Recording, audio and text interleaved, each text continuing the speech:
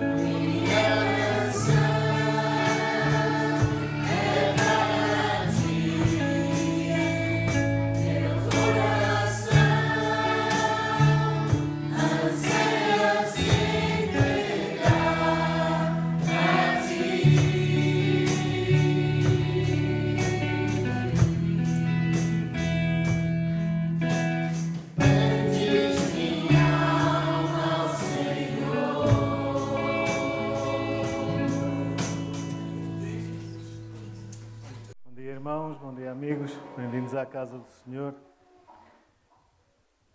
Estou aqui a preparar aqui o microfone. Eu nunca trabalhei com isto, desculpem lá. Desculpa-lo no bolso.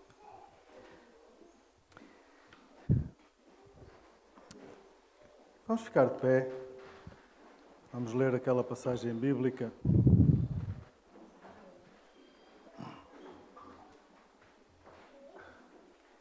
Mateus capítulo 6, versos 19 ao 24.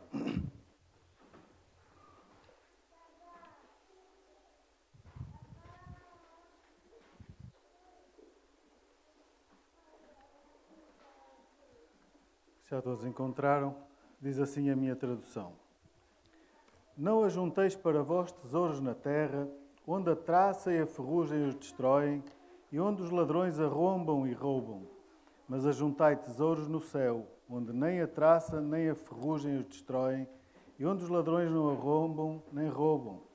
Pois onde estiver o vosso coração, aí estará também o vosso, onde estiver o vosso tesouro, aí estará também o vosso coração. A lâmpada do corpo são os olhos. Se os teus olhos forem bons, todo o teu corpo terá luz. Se, porém, os teus olhos forem maus, o teu corpo estará em trevas. Portanto, se a luz que há em ti são trevas, quão grandes são essas trevas? Ninguém pode servir a dois senhores.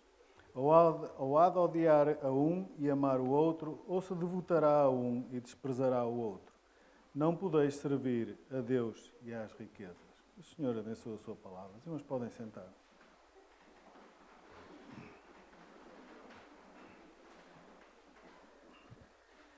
Meus irmãos, escolhas ou preferências é o que todos os dias e a todos os momentos nós fazemos. Nós escolhemos comer carne ou escolhemos comer peixe. Nós escolhemos beber vinho ou escolhemos beber água. Escolhemos casar com esta mulher ou casar com aquela, ou com este homem ou com aquele. Meus irmãos, o nosso bom Deus quer que nós façamos escolhas. Ele entregou-nos as escolhas nas nossas mãos. Eu estou-me a lembrar que no princípio, quando Deus criou todas as coisas, criou tudo maravilhoso e viu que tudo era bom, entregou tudo ao homem e disse-lhe que podia comer tudo. Mas havia uma árvore que se ele comesse dela, que morreria. Ou seja, Deus estava a colocar na mão do homem escolher o quê? Entre a vida e entre a morte.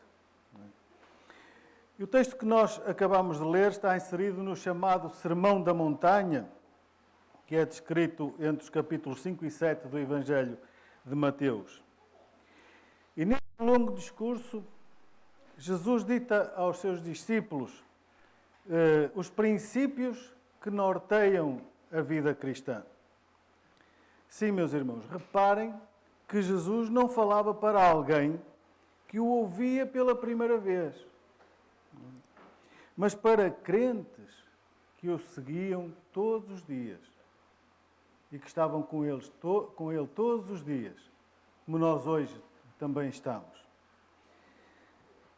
E depois de falar sobre a oração e o jejum, Jesus mostra-nos como a nossa devoção a Deus pode ser posta em causa por causa das prioridades que damos às coisas do mundo em prejuízo das coisas de Deus. Nestes versículos, Jesus fala-nos sobre 3 escolhas que nós podemos fazer normalmente enquanto vivemos neste mundo. Dos versos 19 a 21, nós lemos sobre a escolha entre juntar tesouros no céu ou juntar tesouros na terra. E lá diz assim: não ajunteis para vós tesouros na terra, onde a traça e a ferrugem os destroem, e onde os ladrões arrombam e roubam. Mas ajuntai tesouros no céu, onde nem a traça nem a ferrugem os destroem, e onde os ladrões não arrombam nem roubam. Pois onde estiver o vosso tesouro, aí estará também o vosso coração. E é interessante a exortação de Jesus: não ajunteis. É como que ele quisesse dizer: parai de juntar tesouros na terra. Até parece que Jesus assume que, na verdade, todos nós temos no coração aquele ardente desejo para acumular tesouros na terra. E os irmãos concordarão comigo de que este desejo de acumular os tesouros na terra é como uma espécie de praga desenfreada que se encontra entre toda a humanidade. É o desejo louco e insaciável que a humanidade tem pelos bens terrenos. E nós temos ouvido falar de como por eles se fazem falcatruas, rouba-se e até se mata, o pai, a mãe, a avó, e quantas vezes até por quantias irrisórias. Mas, meus irmãos, não é ilegal obter bens materiais desde que os consigamos honestamente. Não é ilegal nem pecado ser-se rico. E também não é ilegal trabalhar arduamente para viver. Na verdade, a Escritura até diz que devemos providenciar o sustento para nós e para a nossa família. Em 1 Timóteo, capítulo 5, verso 8, Paulo diz que se alguém não cuida dos seus, especialmente os da sua família, tem negado a fé e é pior que um incrédulo. E nessa mesma epístola, no capítulo 4 e verso 4, diz que tudo que Deus criou é bom. E no capítulo 6, verso 17, que Deus nos provê ricamente com tudo para o nosso prazer. Portanto, trabalhando duro para se viver e desfrutar do que Deus nos deu é louvável. O problema, meus irmãos, é quando, para além daquele suprimento para as nossas necessidades, torna-se no nosso objetivo principal o acumular tesouros na terra, negligenciando os tesouros do céu. Mas como sabemos se estamos ou não a juntar tesouros no céu? Perguntarão alguns. Quando servimos a Deus, buscando a sua vontade em primeiro lugar, nós aí estaremos a acumular tesouros no céu. E ao fazer assim, meus irmãos, nós podemos confiar de que os nossos tesouros na terra virão diretamente das mãos de Deus. É o que Jesus nos diz mais adiante no verso 33. Buscai primeiro o seu reino e a sua justiça, e todas estas coisas vos serão acrescentadas. Será, meus irmãos, que como crentes estamos a servir a Deus como Ele gosta? Infelizmente, meus irmãos, são poucos os cristãos que servem ao Senhor como Ele realmente gosta. Que estamos nós especificamente a fazer para servir a Deus? Não falta trabalho para fazer. Há o Evangelho para anunciar, irmãos com necessidade para ajudarmos, visitar doentes, nos hospitais, nos lares, orações fervorosas, intercessão, etc, etc. Apocalipse 14, 13 diz que no dia em que chegarmos ao céu para descansarmos as nossas obras, elas nos acompanharão. Que obras nos acompanharão, meus irmãos? Ouro, prata, pedras preciosas ou madeira, feno e palha? Se estamos a servir a Deus como Ele realmente gosta, então também estamos a acumular tesouros no céu. Porque se assim não for, então estaremos a esforçar-nos por aquilo que vai perecer. E Jesus avisa-nos do perigo de armazenarmos tesouros na terra, que só nos vem dar chatices. Ele diz que são perecíveis porque a traça e a ferrugem destroem e mais. E porque estamos sujeitos aos ladrões que arrombam e roubam. Podem ser tesouros, mas são tesouros que também podem desaparecer. Por outro lado, os tesouros que juntarmos no céu não perecem e nem podem ser roubados, porque no céu não há ferrugem e estão fora do alcance dos ladrões. Nós somos peregrinos neste mundo, mas a nossa verdadeira cidadania, meus irmãos, como cristão, está nos céus, como Paulo diz aos Filipenses no capítulo 3, verso 20. E quando um dia formos para o nosso verdadeiro país, para o nosso verdadeiro lar celestial, nada poderemos levar deste mundo. Mas enquanto andarmos nesta terra, devemos granjear, como por assim dizer, a nossa reforma celestial, acumulando no céu os nossos tesouros. Por outro lado, meus irmãos, Jesus também nos diz porque devemos juntar tesouros no céu. Vejam no verso 21, porque onde estiver o teu tesouro, aí também estará o teu coração.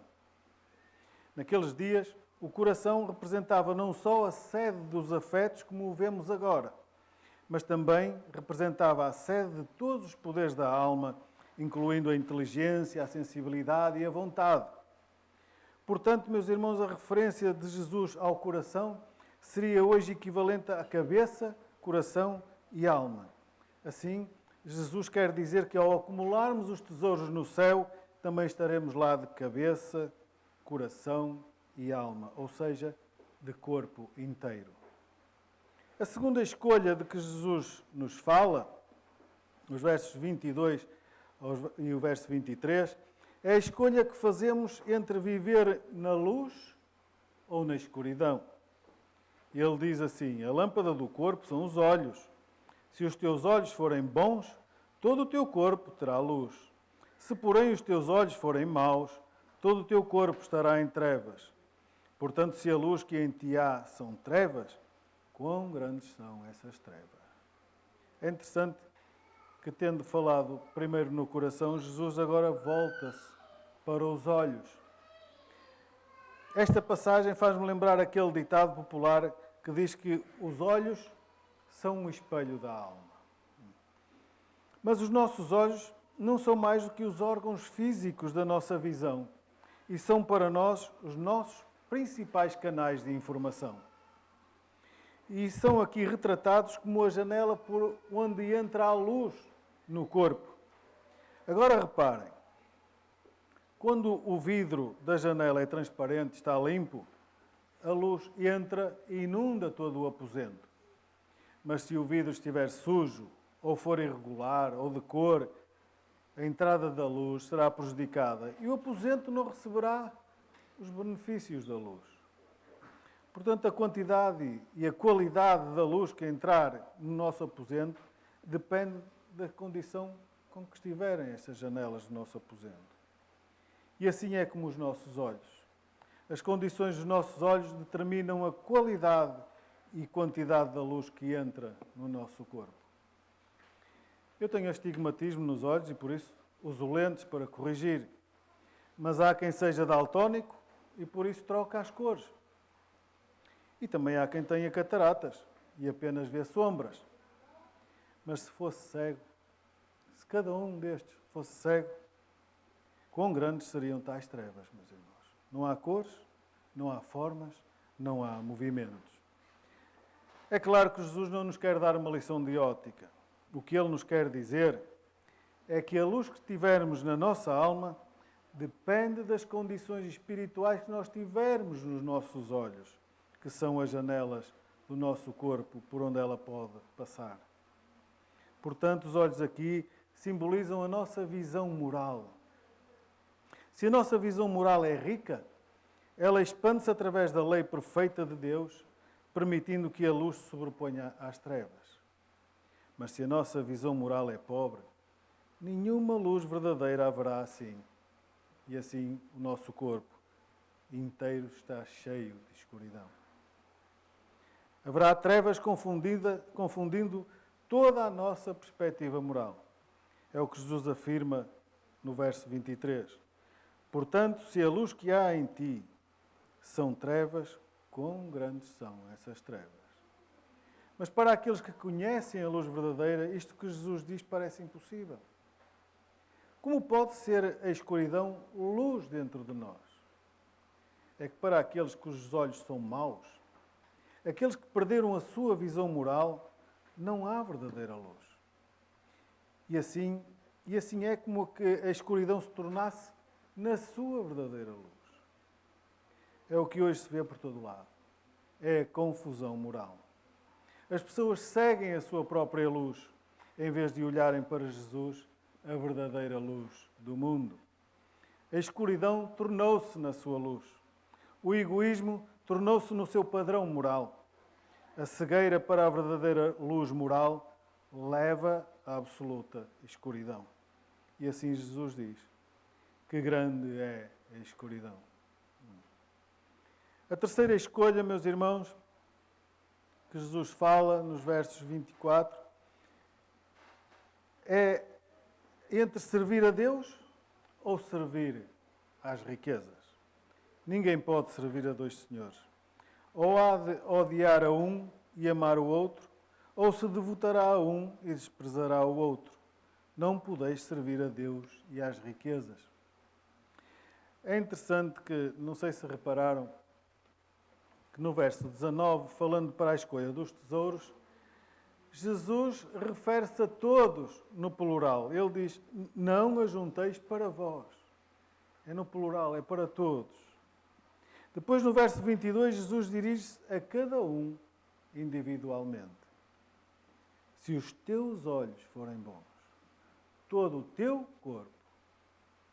Mas agora, Jesus fala em termos absolutos, quando diz que ninguém pode servir a dois senhores. Ou seja, nenhuma pessoa está isenta. Ou seja, quer seja homem, mulher ou criança, ninguém pode servir a dois senhores. Mas eu já tenho ouvido muitos dizer, eu não tenho problema em servir a dois senhores. Ou até mais. O que interessa é que paguem. Eu tenho 3 empregos, um às 7, outro às 12 e outro às 17. Então, qual é a diferença, meus irmãos? É que a diferença aqui é que o serviço ao qual Jesus se refere é ao trabalho escravo. E naquele tempo, nenhum escravo podia servir a dois senhores. Sabem porquê? Porque o seu senhor, o senhor desse escravo, nunca o permitiria. E esse segundo senhor, Jesus diz que são as riquezas. Ou como dizem algumas traduções, é Mamon. E Mamon, meus irmãos, era uma divindade síria da antiguidade que significava literalmente riquezas. E nós servimos a Mamon quando endeusamos as nossas riquezas, o dinheiro e bens materiais, ou até a nossa beleza. Pode até ser o desejo de entretenimento, bons momentos e prazeres. Estas coisas, meus irmãos, são as coisas que se tornam, no fim de tudo, na nossa vida. Não é? Damos mais importância a estas coisas do que às coisas de Deus. Jesus disse, ninguém pode servir a dois senhores. Qual destes dois senhores, meus irmãos, é dono da nossa vida? Jesus diz que não se pode servir a dois senhores. Os fariseus para quem Jesus falava pensavam que podiam. Mas Jesus diz que não é assim. Não é assim porque Deus exige o nosso coração. E se dermos o coração a qualquer outra coisa, significa que estamos a negar a Deus, como Deus. Significa que o odiamos. Significa que o desprezamos. Deus não fica satisfeito só com parte do nosso coração. Para Deus é tudo ou nada. Não pode ser só um bocadinho. Porque Deus, meus irmãos, é o único que satisfaz. O único que dá a paz e a felicidade. Quando conhecemos a Deus, temos confiança, temos paz, segurança, temos alegria e prazer.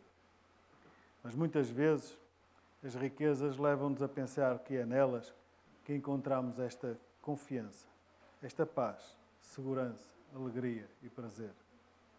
Se servirmos às riquezas, se vivermos para as coisas terrenas, não podemos servir a Deus. No final da sua vida, Josué reuniu o povo e lembrou-lhes todas as maravilhas que Deus havia feito no seu meio e disse-lhes, está lá em Josué 24:14. Temei ao Senhor e serviu com sinceridade e verdade. Isto é um conselho para nós também hoje. E depois ele continua a dizer, mas se vos parece mal o servirdes ao Senhor, escolhei hoje a quem haveis de servir. Porém eu e a minha casa serviremos ao Senhor. Irmãos e amigos, a quem vamos servir? A Deus ou às riquezas? Deus tem feito maravilhas na nossa vida. Que temos no coração? Luz ou trevas? Trabalhamos por tesouros na terra ou por tesouros no céu? São as escolhas que Jesus coloca hoje nas nossas mãos e nos deixa para decidirmos hoje. As opções estão lançadas. E como diz o título de um programa de televisão, agora escolha. Porque agora é o tempo favorável. Agora é o dia da salvação. Qual será a sua escolha? Que o Senhor nos ajude, meus irmãos, a discernirmos sobre as nossas escolhas, sobre as nossas preferências, de maneira a escolhermos sempre a melhor parte. Amém. Não sei se há algum corpo para finalizar. Vamos ficar de pé, vamos terminar o culto.